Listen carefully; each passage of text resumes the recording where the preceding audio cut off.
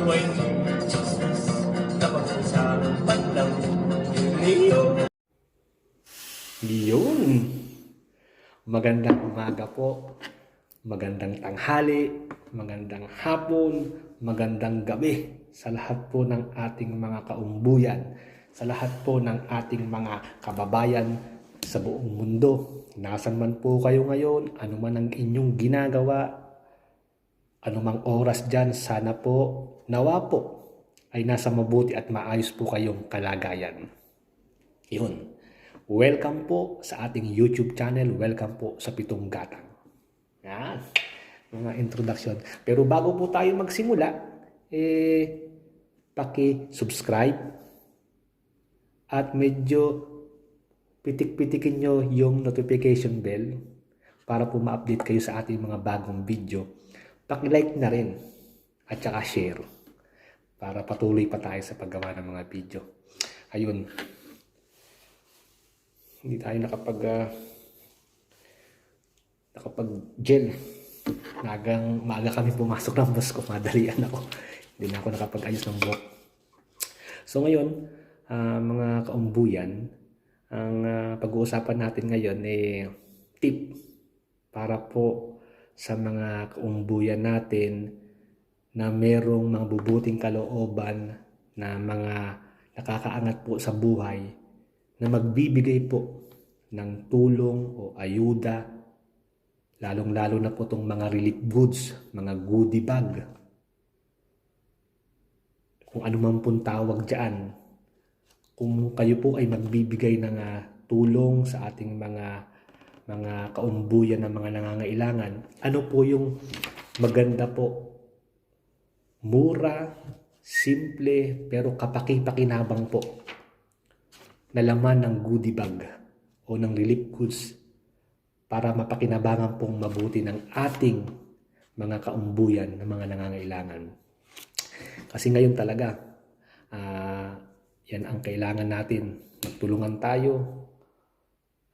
kung sino yung mga nangangailangan at nakakaangat sa buhay. Tulungan natin yung ating mga kaumbuyan ng mga nangangailangan.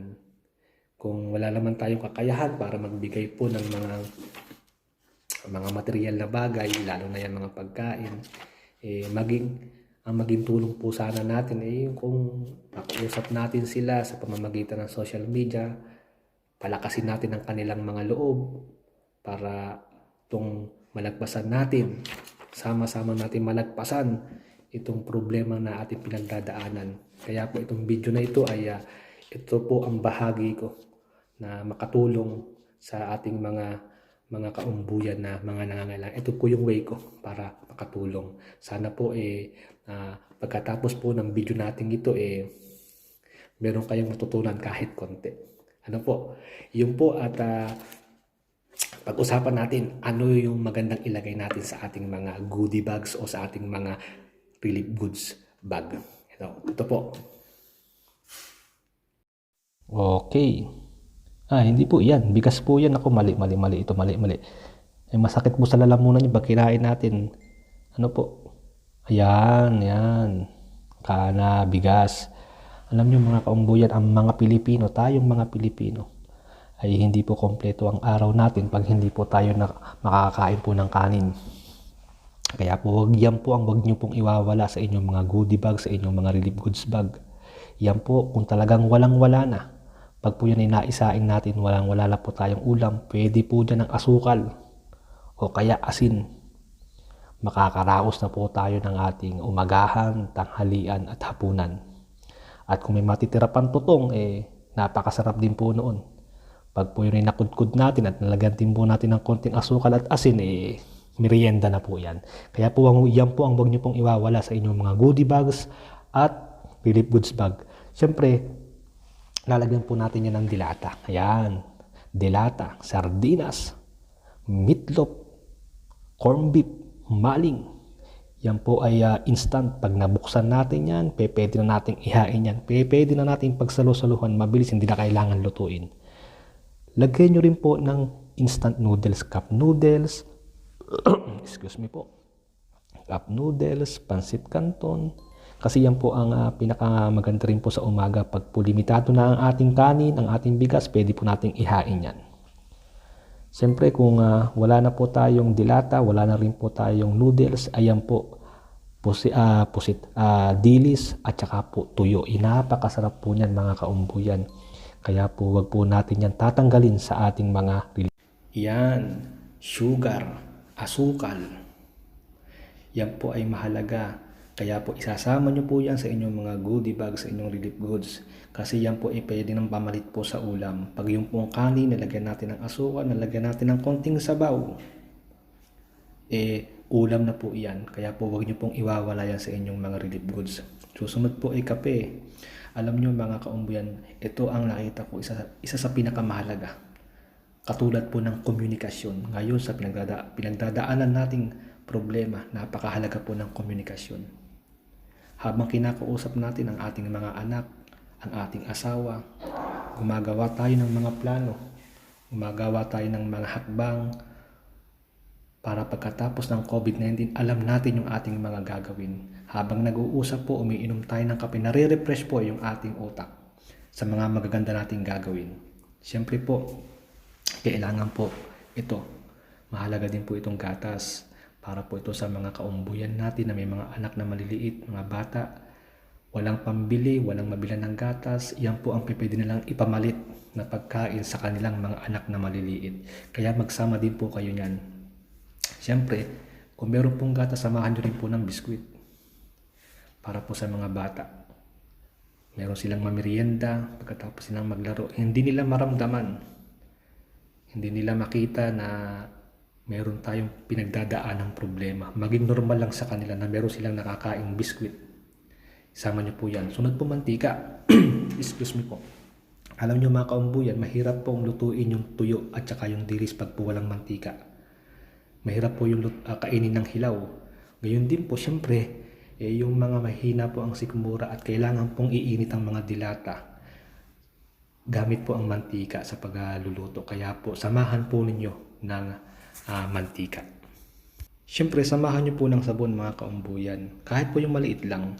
Ang pinagmulan po ng problema natin ng lockdown ay sakit. Yan pong COVID-19.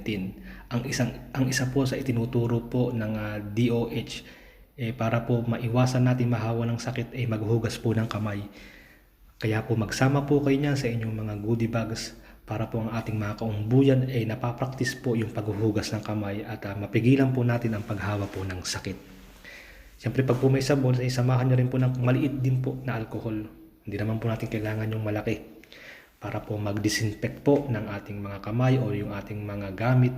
Yan po ang gagamitin natin alcohol. At isa pa po sa pinakamahalaga ay yung pong tubig. Samahan nyo po ng tubig. Kasi minsan po hindi na po nakakalabas, wala na pong naiinom na malinis sa tubig ng ating mga kaumbuyan. Kaya samahan nyo po ng tubig ang inyong mga goodie bags. Iyan naman mga kaumbuyan. Iyan, wag na po kayo magsama niyan. Yung mga spaghetti, yung mga fruit cocktail. Hindi po yan mapapakinabangan ng ating mga kaumbuyan. Hindi naman po tayo maghahanda sa Noche Buena o Medianoche o sa piyestahan. Ang kailangan po ng ating mga kaumbuyan yung pagkain po sa araw-araw. Yung mabilis iluto, yung mabilis ihanda at makakain agad ng ating mga kaumbuyan. Huwag na po kayo magsama niya sa inyong mga goodie. Ito kaumbuyan optional. Hindi po isang buong baboy po karne po ng baboy. Kung ang kaumbuyan po natin na magdodonate ay meron pong farm at diretso po siya na magbibigay po, magdodonate po ng karne ng baboy, okay po iyon.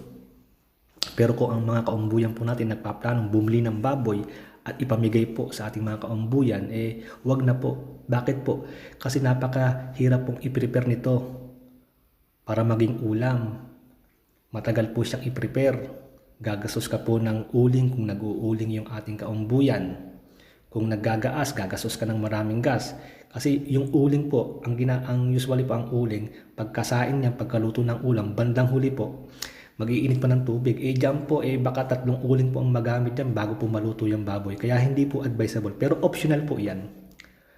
Ito rin po, optional din po ito. Katulad po kanina na kung yung ating kaumbuyan ay merong farm at diretso siya mamimigay ng karne ng manok, okay po. Pero kung hindi po ay bibili, wag na po. Bago po yan ma-prepare, yung manok, kakatayin mo yan. Mag-iinit ka ng tubig. Pag nag-init ka ng tubig, kailangan mo ng apoy, kailangan mo ng uling. Pagkalinis mo niyan, huhugasan mo pa uli ng tubig. Baka mga 2 timbang tubig bago mo mahugasan yung manok. At bago mo naman maluto yan, ilang uling ang magagamit mo.